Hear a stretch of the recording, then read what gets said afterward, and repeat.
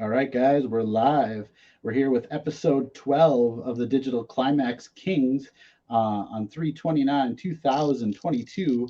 I'm joined today by Digital Prophets, and I am the Dead On Leprechaun welcoming you here today. We thank you very much for spending your time with us, and we wanted to go over some updates and news after Prophets has a chance to say hello.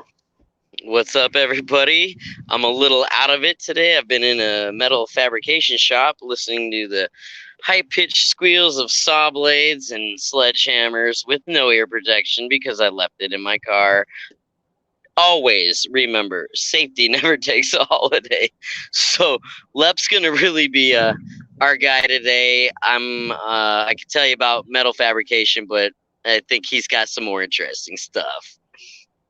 Yeah, I mean, there's nothing wrong with metal fabrication. It turns out that'll be fairly important skills to possess, I think, in the near future. So, but yeah, I wanted to touch on a couple of stories around the internet today. Chernobyl employees say that Russian soldiers had no idea that what the plant was. They didn't realize that it was previously a nuclear radiation zone, quarantine zone, and that their behavior was labeled as being suicidal. So weeks after Russian soldiers took over the Chernobyl nuclear power plant in northern Ukraine, new reports reveal that the invading forces have engaged in reckless behavior at the facility beyond their initial shelling of it. Chernobyl power plant, which suffered a reactor meltdown in 1986 and left dangerously high radiation levels in the area, was the site of one of the face-to-face confrontations in Ukraine Russian war. Russian forces won that battle, taking control of the reactors, raising concerns throughout Europe about the stewardship of them. And for those that don't know, basically the Chernobyl incident, is mostly contained. However, it does require sort of constant maintenance. In fact, even as early as 2016, 17, somewhere in there, we actually ended up adding a new shelter over the top that would prevent water and further degradation and spreading. So basically, the only way that nuclear material is getting around was, as if it was mixing with rainwater or weather events, and then, of course, people spreading it. So that's the big concern with the Russian forces moving through there with their vehicles, is that they don't realize that basically all that area and what they call the red woods was all nuclear material that they drove through. But it kind of makes me think that Russian soldiers just don't feel like they have a very long half life. Yeah, I don't that's know. interesting you say that, Lep. I was having a conversation with my boss before I left. And we were just talking about how people are, especially in China, when they're born, they're raised to know a specific skill set. So that's why they're so good at whatever they master. They focus on one thing. But then we were talking about like the Japanese kamikaze pilots, when I think it was like 2,600 kamikazes took out 4,900 Americans in that battle of Midway or whatever. And like that mindset that brings you to that point, like those Russian soldiers just going into that place unknown. Like it's scary how easily it is to actually like manipulate and program like a population. For sure. And I mean, I get that it happened in the 80s, and I'm sure that some of these soldiers that are alive today don't even, have any awareness of it other than maybe brief conversations that they've had, saying that it happened. But it's kind of like one of those things, I read about in school, and I didn't really think anything of it until things got really, pretty. I mean, there was a cool documentary that HBO did, or Showtime, one of the two, that was really cool on Chernobyl. So I would highly encourage people, if they haven't seen it, to check it out, because it gives the layperson like myself, even when it comes to nuclear radiation and what it was like in the 80s as we were sort of discovering the potential of nuclear power. Just a better overview of what would happen. Say if we lost power to like with an EMP or whatever it is to all the nuclear plants at once. It would be Mm. meltdown city, at least in some of them. The what people don't realize is that the actual control rods that are spent, that are no longer, useful to work in the, in that job, they have to be put in these, basically like these huge swimming pools, and have water circulated, um, constantly to keep them from overheating. So it's one of those things you just don't want to mess with. You want to make sure you keep power, because if you don't, there's not a whole lot of aside from pumping water through it, there's really nothing else you can do to prevent it from becoming a bigger issue and more nuclear radiation being exposed to the entire area or the staff, whoever's working with it. We'd have to straight up evacuate, hundreds of miles around all the different nuclear power plants if we had a sustained power loss and ran out of fuel for those backup generators.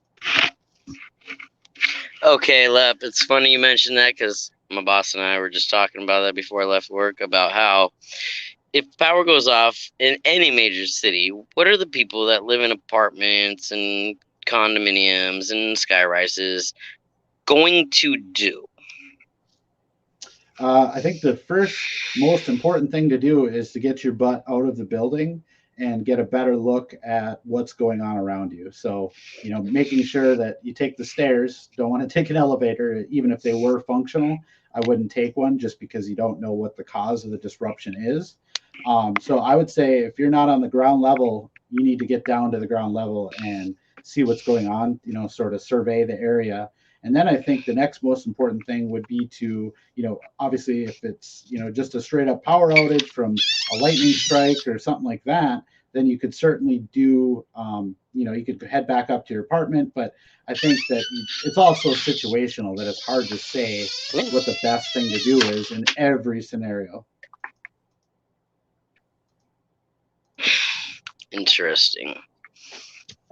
So yeah, I guess if it were me, I would probably, if I was like on the 16th floor, I would probably hang out in my car for a while and just get a feel for what's going on, and then make my way back to my apartment if I believe that power was going to be restored.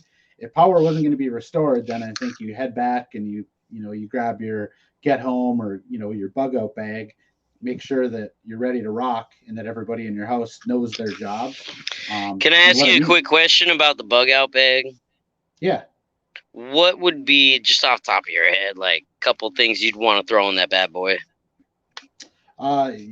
It's basically, the way I think of it is like, when you're in like Cub Scouts or Boy Scouts or whatever, they give you a list of all these different merit badges. Like I would just go through that list. You'd want to have some sort of rope. You'd want to have some sort of cutting utensils.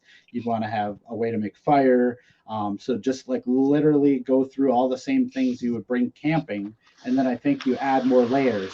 So if you're a person that requires medications, then it would be really important to have those. If you're a person that requires some sort of, like if you wear contacts, it'd be super important to have extra contacts, extra solution containers. I mean, because if you can't see, what good are you, to do everything else? So I think it's just assessing what your personal needs are and then tailoring that kit specifically to what you need, to live. So like if you kind of look at what you would take. Lep, can I stop you real quick?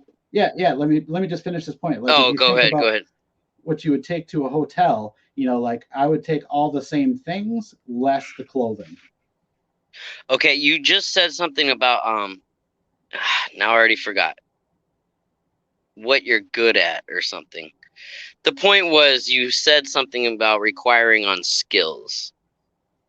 Yeah, so like just like I was saying with like a Boy Scout or Cub Scout group, they go through and they learn these. Well, no, I get that, but yeah. So like, what do you think would be like some life skills that would be like imperative to kind of focus on, maybe learn real quick? Like I know CPR is a good one, but like, lights go out, everything's dark, you're out of power. You're gonna need to know how to like eat, right? How do you eat without power if you're living in like an American city, like a heavy urban area? Well, I think I would start with, you want to be able to cook food. So having like a camping, like I said, it's basically like Boy Scouts and camping together. So you'd want to have a way to cook food. You'd want to have obviously a way to Good stuff. Gotcha. re, Okay. Okay. rehydrate whatever, if you got, dehydrated food. So it just depends on what your preps are. Like if you have canned food, chances are all you need is a can opener and a spoon, but having that stuff already in a bag or already in your car, better yet, I think is super key to surviving any situation. Okay, the reason I'm asking, Lep, I got this buddy on Facebook that's from I want to say he said, I'm looking at the messages now. This is pretty, he's in West Africa. He's in Gambia, okay? And he's been texting me and asking me, like, hey, just keeping in contact. But then today we had a really deep conversation. And he said this, what is your name and where are you from? 'Cause, we've been talking, but I said, my name is my name. And he says, you are always welcome here, brother, but I'm feeling so sad right now with my family. And I was like, why would he say that? So I said, why? And he's like, because we really need help because of we don't have no food. And I said, confidently, well, we are working on that because, I don't know. I always think we can save the world. And he said, what do you mean? Yeah, I don't know what to make of that other than there's so many scams out there that's tough to determine what's a legitimate cause or, thing to donate to versus what's a scam and you're just supporting, some oligarch, that's like a, professional con man that's now, trying to figure out ways to scam people on different social media sites. So assuming it's not those things, I think the best way to help somebody like that is to direct them to other places that sort of specialize in third world countries living in difficult situations. You can look at like Venezuela, and that gives you a really good understanding of what the progression of the United States could look like if we don't really figure things out. Be eating your pets or the zoo pets before you know it, because hungry people are dangerous people. So, yeah, it just depends. But yeah, by Hello. and large, yeah, you're back. I'm back. I'm back. Yes, yes. Was I muted for the last 3 minutes? I wouldn't say last 3 minutes, about the last Well, 30 seconds. okay. So the reason I brought that up is because I talked to this guy today on the phone. Like, this guy and his family are starving just like the rest of the world is, which brought reality to my doorstep.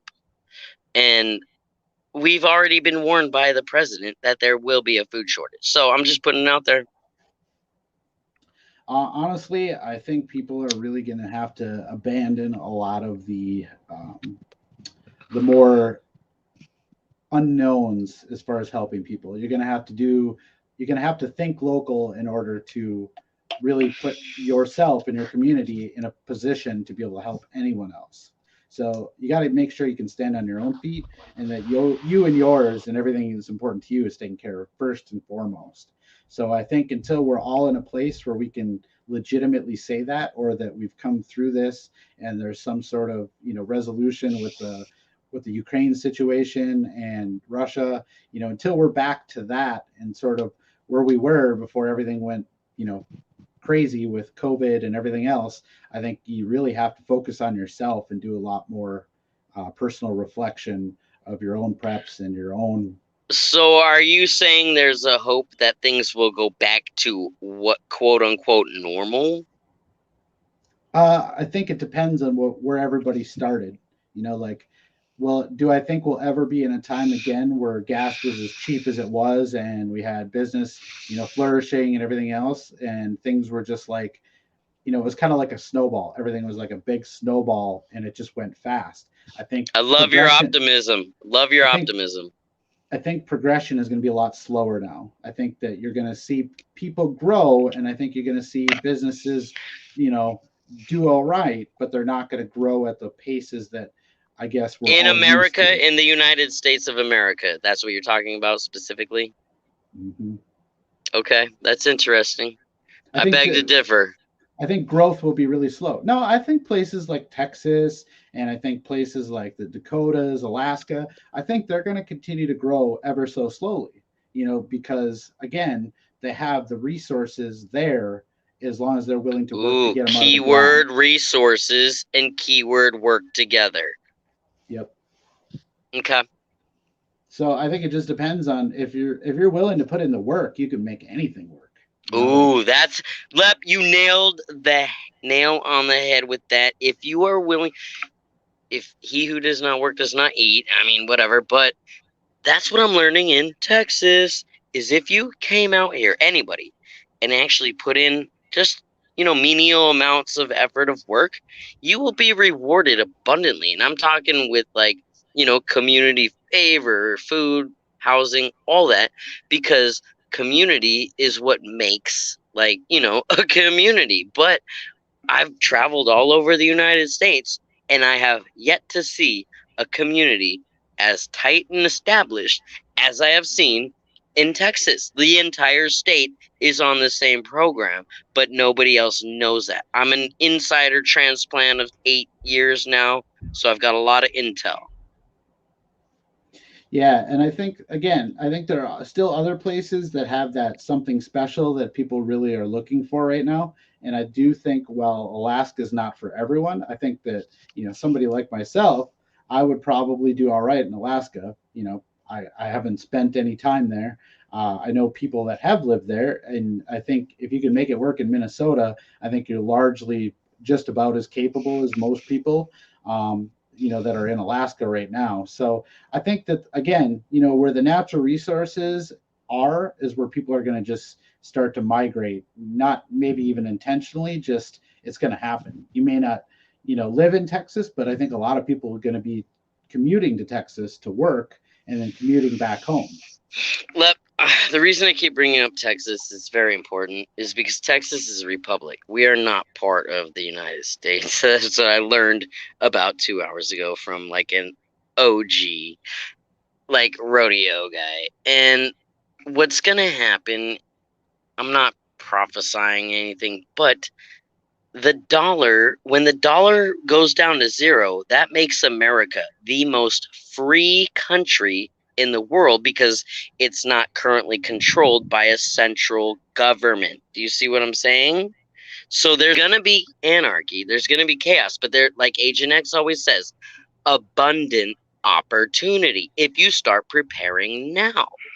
All I'm trying to say.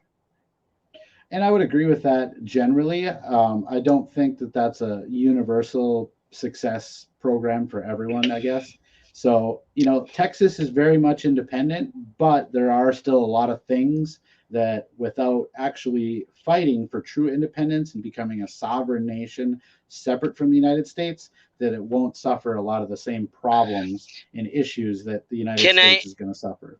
Can you fact check this? Because this is what I heard today: is that Texas has its own military and Coast Guard and energy and water and resources. That's what I was told during conversation. Haven't Googled it yet. Don't know if it's true. Well, I guess the number one thing that makes me think that that wouldn't be exactly accurate, it'd be that if that were the case, everybody would be coming up through the border in California or Arizona versus, or New Mexico rather, and some of those other border states. But they do come through Texas too, because you guys were not allowed to build that wall. The Fed jumped in and said you can't do it. It doesn't matter if you pay for it yourself, if you staff it, if you do every part yourself, you're still not Mm-hmm. able to do the thing you want to do to make yourselves safe. And so Okay. unless you Okay. guys fight for that freedom, or if you really did have a standing army, I don't know why it wouldn't just tell the border patrol to stand down and to go away. So that's what makes me automatically know that while they may have some of that, I don't think that they're separate. They can't Well, be separate. this is what's hard to explain to somebody that's not on the inside, is the fact that Texas is so integrated with the cartel already. Like, they're our buddies. We do business with them every day. We weld their trailers. We fix their plumbing. And there's rumor on the street that, like, Colorado's with us, New Mexico's with us, a couple other states, but not California, not like the hyper. This is just word on the street, so it's not facts. It's just hearsay. Yeah, and I mean, I would say that that's true to a point too. Like I said, but there's always going to be, examples. There's always going to be things that are just different than what people think it is. So, well, I would say that Texas is a beacon of hope. It's not. It still is going to suffer a lot of the same problems that people in the rest of the country will suffer in a long, economic collapse situation. Lep, I hope. I don't know. I mean, things are happening and accelerating so fast. I can't keep up with the headlines. I'm a more financial techie guy than actually in the know with the politics. But from the techie side of things, the US dollar is about to be abandoned by the majority of the people on this planet that use money for commerce. I don't know how much more clearer to articulate it. It's happened in Venezuela. It's happened in, like, so many times, and the American public is not prepared for that. Yeah, no, that's totally true. I mean, if we fall into the same mistakes that Venezuela did and end up having the kind of problems that they just went through, the United States will be twice as bad, just because we don't have, we have an armed population that's just not going to put up with that. True, but it's there's different. Also a mental problem out here where people, they could have as many guns as they want, but let's not get into that. Let's do some white pill action.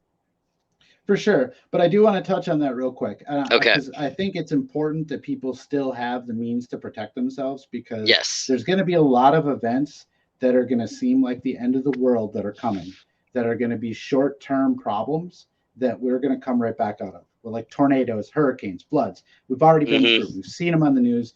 But the stuff that's coming, the social unrest, the potential riots coming in before the election here, and the stuff that we saw back in 2020, with the BLM rally, the Black Lives Matter riots and the Summer of Love. I don't think, in fact, I know that Texas won't be immune from those problems. So I think a person having enough guns and ammo to protect themselves and the things that are near and dear to them, I think that's essential. I think that's just like carrying a knife. It's just like carrying water. It's like anything else. In fact, I think it's even more important in Texas because everyone there is armed. Let me ask you a question. When you're driving through, like, say, the Twin Cities of Minnesota, you go through all the different areas, the different connected cities, and you see the same thing, right? You see all the houses bundled up. You see all the Best Buys and the Home Depots and all that, right? Mm-hmm. When you come out here to Texas, all you see is ranches after ranches. Ranches are self-sufficient homesteads. That's my point. Texas is different. It is, but the number one thing that makes you know that you're part of the United States of America is you're buying things with United States money. And of course, I'm worried about. And so as long as you guys are not using Bitcoin or some other alt currency of any kind, I think that you're going to fall into the same economic collapse issues as anywhere else in the country. I want to be wrong for your sake. No. That's our miscommunication. The point I'm trying to make is we're self-sufficient. As a state, we're actually a country. That's my point. Texas is a country. So let me ask you this, though. So if you have, let's just say, a ranch where you have food, water, let's say everything you need. So what happens when now you need medicine for your wife that's diabetic, but you have no medicine, and you're going to need to go take that stuff and go trade with some other micro community of whatever kind to get the things that you need with your food and use that as your pseudo currency. So Easy. my question to you then is, are you going to go out there without somebody doing overwatch over your back, with a sniper rifle, you're loaded with a pistol on your person? Like, you're going to have to take those reasonable precautions, and you still don't even know, like, that this person's legit, that this isn't some sort of a ploy just to get your preps and your own food. So I think, just like anything else, we're going to have to get back on the gold standard and just to see what happens with that, versus continuing on the fiat currency thing. So I think Hmm. that you're just as vulnerable in Texas until you ditch the dollar too. I gracefully disagree, but yes. That's fair. I mean, and like I said, as long as you guys are still on all the same, I mean, think of how many people you have in Texas right now that are not useful in a lot of different ways. Oh, they're Like, gonna die. They're gonna die. That's my point. Like, the people that aren't skilled and have like self-sufficient homesteads are not going to make it through the recession that is foretold by our president that is coming. Like, you have to be self-sustainable or you're going to die. If you have diabetes and you can't get your medicine, you're going to die. right. And that's my point, is that as long as that's the case and you still have to trade with other people, like we've talked about in previous podcasts, people are always going to be your worst enemy Yes, when exactly. it, when it comes. 100% with you on that. So that's why I said, when we started this episode out, that you need to have that medicine. You need to have all that Yes, stuff, yes. Okay, good because full circle. Good full circle. if you're not self sufficient on that stuff, you're Yeah, missing any one of those. You might as well be missing all of those. right? So now you guys are rich in resources. You're rich in a lot of things that matter. You're not rich in everything that you're going to need when that day comes, because there's nobody that's stockpiling enough medicine for somebody who's diabetic, because it expires in 2 years. So Exactly, Lep. Exactly. And since I've been in Texas, I've faced a lot of death. Like, death is no stranger out here. Everywhere you drive, there is a road that says cemetery. You see cemeteries everywhere because people die. But we also figure out how to survive, which I was the didn't. point of this podcast. Well, and I would tend to agree that Texas has still got the best chances out there, but the best Hmm. chances out there are still. It's like saying that I guess there's really nothing else to compare it to, because we've never seen it in the United States. So comparing it to Venezuela is kind of a straw man argument, because it's Yeah, so yeah, different. So yeah, I I don't hear know. you. I don't know that we're ever going to have a good example, other than the fact that at some point you're going to have to leave your bunker. You're going to have to Well, leave Lep, your home, and you're going to have to agree to let other people, make you vulnerable in one way or another.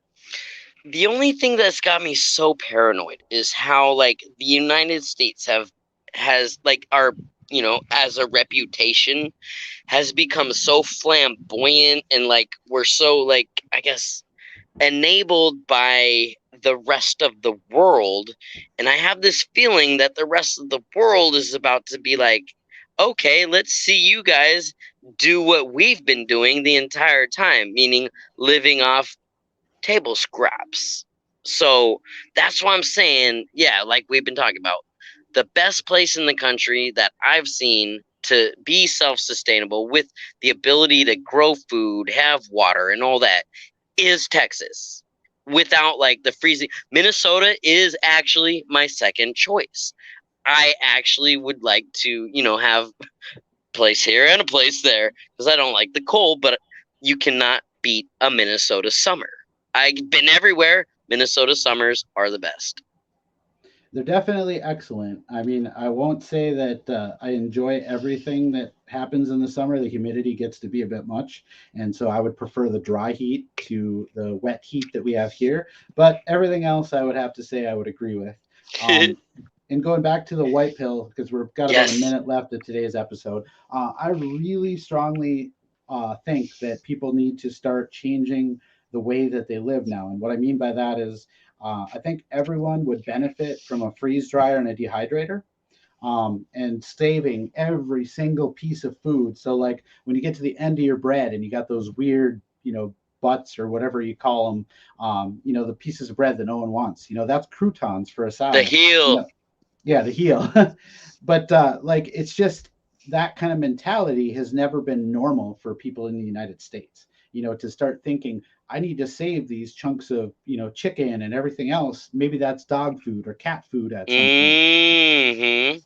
But it's going to be so important for what's coming to waste nothing and to really do everything you can while the time is still there. Amen, brother. We So love you. get yourself a dehydrator, get yourself a freeze dryer, or even a smokehouse. There are And lots you of can things send out money there. to Digital Profits, Digital Climax Kings.eth. Oh shit, Yeah, we're out. and we'll do a really cool a video of how to use that dehydrator. If you do send that money, we'll use Yeah. it to make better videos. So Yes. Jeremy will show you how to dehydrate a cow. We can make it happen because we can make anything happen if we have enough minds, set to it. And that's what we're trying to do. Drum up your support as a listener, just like you can even maybe come on the show. Yeah, exactly. If you got a dehydrator and you'd like to show us how it works, or a freeze dryer, we're interested. Reach out. Showcase that, baby. That's right. That's right. All right, All right, prophets. Well, guys. same time, same place tomorrow. We'll see you then. All right, love you, dog. Later. Yep. Love you too.